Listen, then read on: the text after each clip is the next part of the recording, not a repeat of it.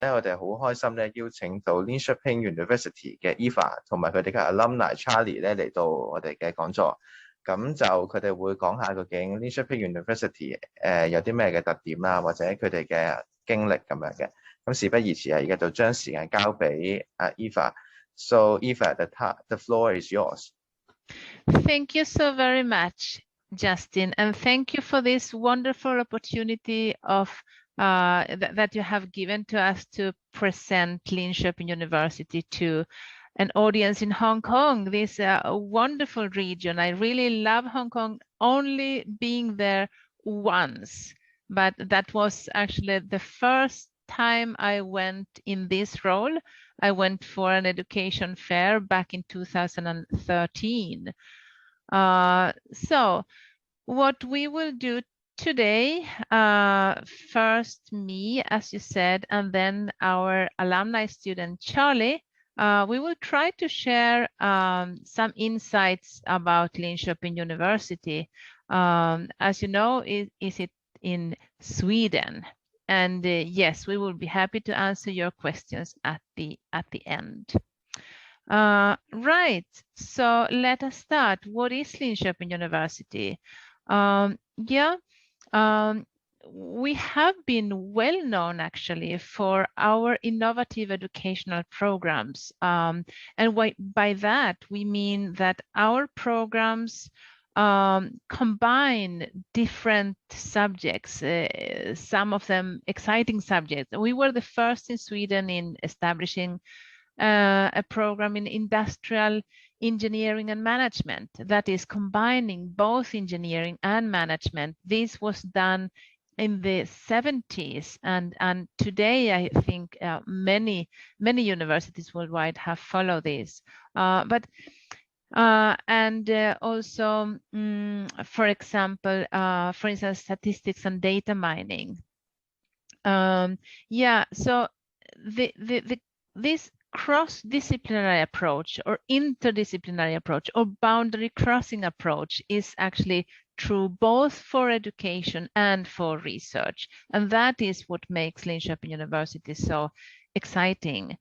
The combination of different subject areas and the collaboration between researchers and also teachers and also students. We were also the first in Sweden to establish problem-based learning very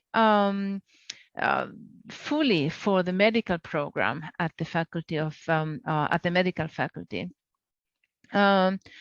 32,000 students, and of those, around 6% are international. So we have international students, exchange students, we have full degree students, and also some single subject courses. We have 3 campuses in 2 different cities. Those are, it's only 50 kilometers between the cities. They are Linköping and Norrköping. And in Linköping, we have 2 different campuses. So the main campus is Campus Valla. And you see our newest building on the left side of your screen. And Norrköping, which is basically a very nice city campus. And also the University Hospital campus, where all the public health, medicine, nursing, biomedicine, those kind of subjects are taught there, and a lot of research as well. And the medical faculty collaborates a lot with technical faculty. In terms of ranking, I know many students are interested in rankings, and many parents are interested in rankings. Linköping University is among the top 2% of universities in the world, counting with roughly 20,000 universities worldwide. We were established in 1976 or 75, and that's so we're not too old. Also, that has been a huge advantage when we're not establishing boundaries between our different faculties and departments and divisions. We do have faculties and we do have departments, but a very close collaboration between them. So we are well ranked also as a young universities, and there are some subjects like electronics engineering, material science, and energy engineering, where we are actually ranked among the top 100 in the world. What more? For students, there's a lot to offer for students. We have a lot of students associations. I mean, I hope, Charlie, maybe you know more about this and can speak more about it by the end. But there are for engineering students, for students that like to sing and play instruments, for students that are gender aware. Also the international students have their own association, like ESN, the European Student Network, or also we have our own International Students Association. So yeah, I think we have like 75 different students associations around campus.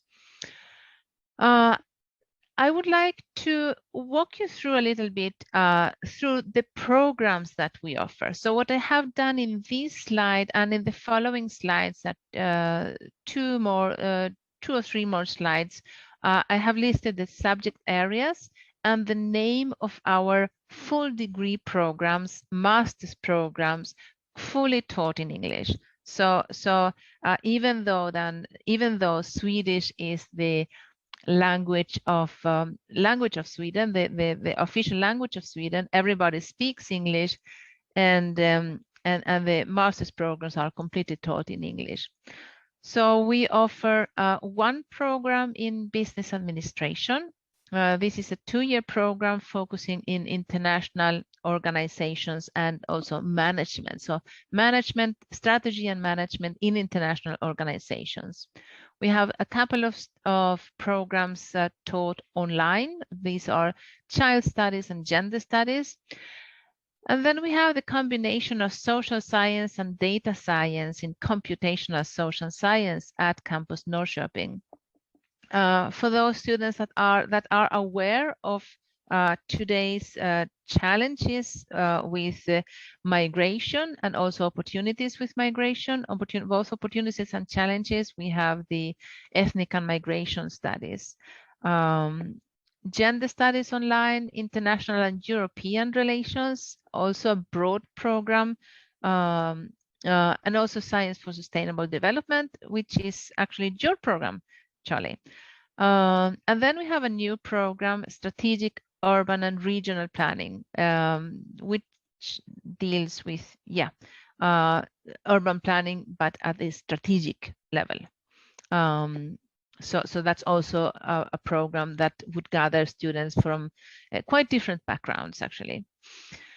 In engineering, we are a comprehensive university, so a multi-faculty university offering also degrees in engineering and computer science, all the different branches of computer science or of engineering, like aeronautical, biomedical, communication systems, computer science, electronics engineering, and that intelligent transport systems and logistics, which is a program that I think students from these mega cities would actually be interested in, because it's very much about engineering transportation together with computer science. Industrial engineering and management, the one I mentioned before, very, very popular program, both the English, both the Swedish bachelor's program and then the international master's degree program. Mechanical engineering, very hands-on, statistics and machine learning with data science, and for students with data science and mathematics background. And for energy engineers and sustainability engineers, we have this sustainability engineering and management programs. So as you see, in different programs, we are combining engineering with management. We have only one, but 3 different tracks. Sorry, I'm going to close the door. I'm working at home and my husband is making noise. The design program has 3 different tracks: visual design, service design, and design for sustainable futures. This is a portfolio-based program, and students are expected to have a portfolio before they join. The Faculty of Education offers 2 different programs, one online program for adult education and one outdoor program, one-year program intended for teachers. So teachers or students with a teaching degree. And then we have natural science with all the branches of natural science within the Faculty of Technology. So animal biology, chemistry, material physics, quantum technology, and protein science. Those are offered by the Faculty of Engineering and Computer Science. And then we have one master's in experimental and medical bioscience. And these particular masters, I remember the faculty, because I know them quite well. So the faculty were trying to, maybe the name is like too long. So maybe we should get rid of this experimental side of the name. And the students, they were like protesting and said, no, you can't take away the experimental name within the program, because this program is truly experimental. We are staying on the within the laboratories, like not 24/7, hopefully, but a lot. So this is a truly experimental program. Yes. What more? So we offer 29 master's degree programs, as I mentioned, within business and social science, engineering and computer science, and then design, education, and natural sciences. We usually say that LiU students get jobs quickly. This is, of course, based on like the majority of our students are Swedish, and the majority of the programs are, let's do it like this. The majority of the programs are in Swedish. So when the Swedish Authority for Higher Education says that LiU students get job quickly, this is based on the majority of the students that are Swedish. And 90% of them has entered the labor market within 12 to 18 months after graduation. And we actually hold the first time in Sweden when it comes to finding employment after graduation. For international students, depending on your previous knowledge and your and the skills of creating a network while the program, maybe your thesis, it's a little bit more difficult for international students, but for certain branches it is not difficult. But it's obviously it's more of a challenge for international students. But many of the students stay in Sweden for at least 1 year. Because it is allowed it is allowed to stay in Sweden to search for a job after graduation. Yeah. Something about finances, but before that, I actually would like to add the application to our programs is between mid-October to mid-January. So 29 master's degree programs, application period mid-October to mid-January, and the cost of them varies between the programs. So social science and humanities are on the more convenient side, and engineering programs would cost 14,000 euros per year. Living expenses is 10,000 euros per year, and this has to be shown for the migration office when applying for a residence permit. In terms of scholarships, the whole university offers around 35 to 40 different scholarships. So, which means that for interested students, the chance of getting a scholarship is actually not too small, depending obviously on the grades of the student. So we are looking at grades on the bachelor's.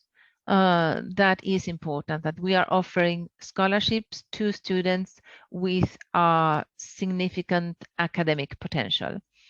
And this is done in April. So academic application period mid-October to mid-January, admissions results in April, and then the scholarship application open. It's not no personal statement. We don't require anything.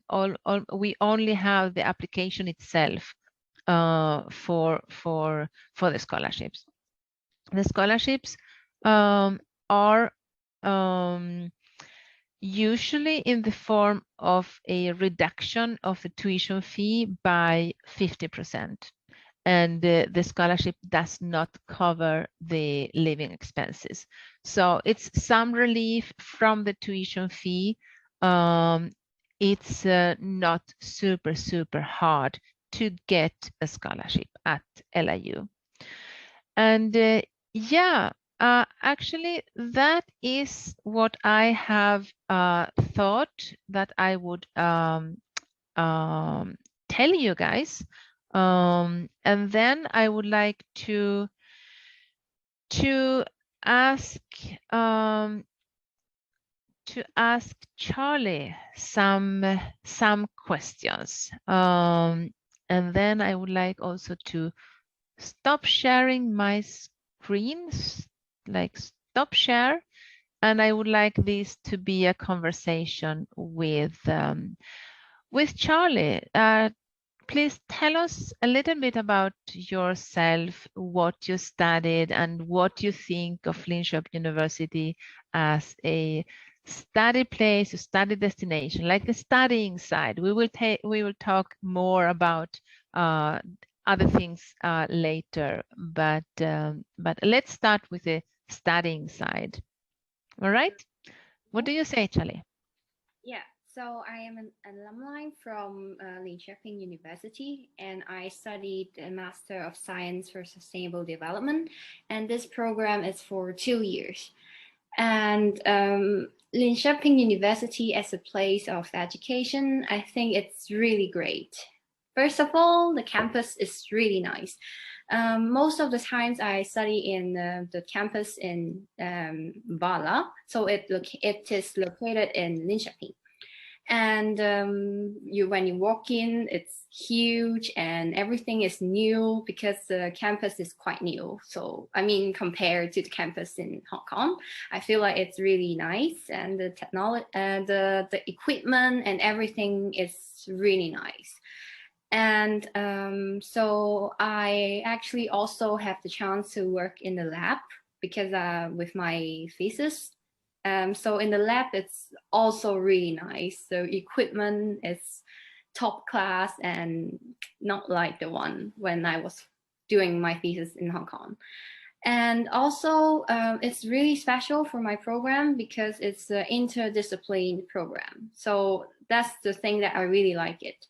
And because it contains 3 different topics of sustainable development, which is science, cultural, and in the economical side.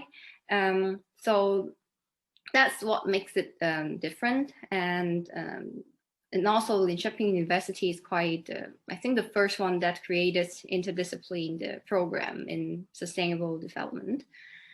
And yeah, that's what I feel about Linköping University. If you have any questions more. How did the actual study took place? I mean, I think you have a lot of group work, assignments. Were you used to this amount of group work and group assignments even? Tell us a little bit of that. So for academic cultural, I think first you have a lot of chance to ask questions in the class. So when the teacher asks questions, I mean, a lot of students will answer it. So I feel like it's a two-way education.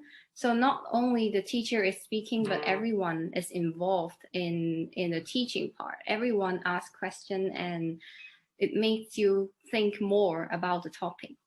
And the assignment part, there will be a lot of writing in my degree. So you have to write a lot, maybe 5 pages, 6 pages, or even in your thesis, you have to write more than maybe 50 pages.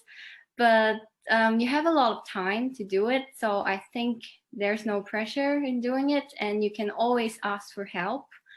And another part, I think there's a lot of seminar involved in the educations. In a seminar, you will read a lot of readings beforehand, and there will be a lot of reading in English. And so you have a lot of things to read every week. And after you read it, you will go back to school and discuss it in group. And this is really interesting way of learning. And everyone will have different perspective regarding the reading. And that's something that I think is new to me. Yeah. And the last thing is, I think that the relationship between teacher and student is really close. So here, everyone call the teacher by his or her name. So you just be like friends. So I think this is like, you don't have any levels different between students and teachers. So you're really close to each other. So that's the last. It's not much of a Mr. and Mrs. relationship. Yes. with the professors and teachers. Yeah. What about the cities of Linköping and Norrköping? You visited both, I guess, because they are so close, but there are differences between them. Which one did you like the most? It's difficult to pick which one I like, but most of the time I lived in Linköping because my main education is in the Linköping campus. And I think Linköping has a lot of forest, and the forest is really nice. So I live close to a forest, and every day I bike through the forest to school. And Linköping is really nice for its forest. But for Norrköping, I also been there because some of my classes is there, but only a few, not a lot. So I've been there for several times only. And there is school bus that you can take from Linköping, and it will bring you directly to the Norrköping campus, which is very convenient. And the city, it's a city of waterfall, I would say. So the campus is located next to the waterfall, and you can look at the water, and you will have class during having nice view out there. So, and my friends living in Norrköping also said that it's really convenient. And yeah, so about the transport, it's also really convenient, and you can take bus. It comes in maybe 15 minutes one. And the price, I would say it's more expensive than Hong Kong, but compared to the living standard here, it's around 20 kroner per trip. If I didn't remember. For within the city, right? Yeah. Because the campus bus is actually free. Yeah, the campus. So bus. if you're traveling between Linköping and Norrköping, that is for free. But I mean, besides having a bicycle, I think students would go by bus a lot. And yeah, it's something like this, 20 kronor or something. Yeah, but having a bike, it's really convenient because the city is not so big. So everywhere you want to go, it only takes maximum 20 minutes. So most of the places that you want to go, it only takes you 10 minutes by bike. So getting a bike is quite important, I would say, for students to cut costs and everything. Yes. And maybe we should answer some of the questions in the chat before continuing so that we don't run out of time. Yeah, there are a few questions in the chat. Maybe you can answer that. All right. So the degree in the bachelor's degree is normally 3 years, but master's degree are usually 2 years. So the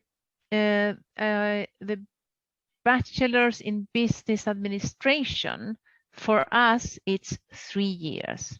But we don't offer a bachelor's in business administration. We offer a master's in business administration, which requires students to have a background within business administration or finance or economics or marketing, these kind of business related subject areas. So we don't offer a bachelor's, we offer a master's. Support in learning Swedish, yes, I think there is a fee for fee-paying students. There is a fee now. I don't think there was a fee when you were studying, Charlie, but yes, we do offer support learning Swedish, and students that are very motivated, they actually they can learn. I mean, they can learn Swedish. How is your Swedish, Charlie? So because you said that we need to pay for the Swedish in Linköping University now, I will also suggest learning Swedish from the government. So it's something called SFD. It's Swedish for immigrants. Yeah. You can take it for free, and I took it when I was in Linköping. I'm still taking it in Gothenburg now, and I think the teachers are really great in small classes, and it's for free. So, and you got free books and materials, and it's really nice. You don't have to pay, and yeah.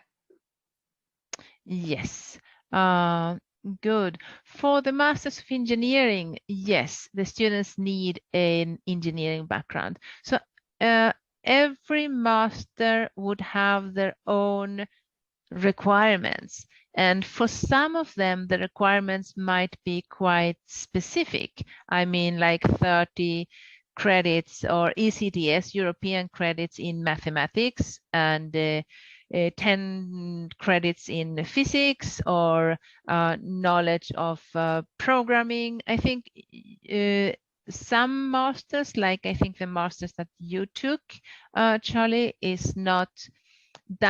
I mean, it welcomes students from very various or diverse backgrounds. But for some of the engineering masters, the students need a quite specific background. So it always depends on the kind of program that you are interested in. And so if I complete the master's, would it be possible to stay in Sweden? Yes, for 1 year. And then if you manage to get a job, you would apply for a work permit. And but this is true if for students that actually graduate. So students that fail to graduate, I think they might be facing some issues with the migration board later. So, but the masters most of the masters are 2 years, and they require 2 year full time. If I complete where possible to stay in Sweden, yeah. How much is the living expenses? Yes, about around 10,000 euros per year. And accommodation is a part of that, and it depends, but it brings us actually to the question of accommodation. Charlie, tell us a little bit about accommodation and how did you and your Swedish and European friends, how did they manage to get an accommodation? So before I arrived in Sweden, I checked online for accommodation, and I think it's quite hard to get an accommodation before you arrive. So my strategy is I book an Airbnb for first few months, maybe 3 months, and then I arrive in Sweden and I live in an Airbnb. And it's not quite expensive. It's only, when I booked it, it was only 3,500 kroner per month for a room. So you share the apartment with other 2 people, and I think it's quite cheap. But it's not the nicest area. It's a bit far away from the campus compared to if you live really next to the campus, but only take like 15 minutes by bike for me. And after I arrived, so you can start looking for apartments in Facebook groups. There's a lot of Facebook groups where people post. And then the next one is quite popular. It's called Blocket. And I got my second apartment through Blocket. And it's you just need to go there and check for apartments. They will post pictures, and I really recommend that you should go and take a look before you agree for any contract and stuff, because sometimes it's not. Sometimes it will be a scam, or sometimes the apartment doesn't look like what it is promised. So I think when you arrive, looking for apartment will be much more easier. And so I found my second apartment through Blocket, and it was an entire apartment. So I'm not sharing with anyone. And I got 1 room and 1 living room, 1 kitchen, the standard thing in Sweden. And it cost around 9,000 kroner per month. And that's around the price. I think some apartment is cheaper, but it depends on the size and area. And also you can queue in a student housing company called Studentbostäder or Hemstaden. And these 2 companies, when I recommend you to queue before you arrive. So when you decided, I'm going to Sweden to study, then you should start queuing. And I think it takes around, so one day you will get 1 point in the queue. And when you get around 100 points, then you can start looking for rooms. And I think you need to at least have 100 points in order to compete with others. More than 100 points will be better. And that you will get a corridor room near the campus. And the cost is also around 3,000 and something, or around 4,000 Swedish kroner per month.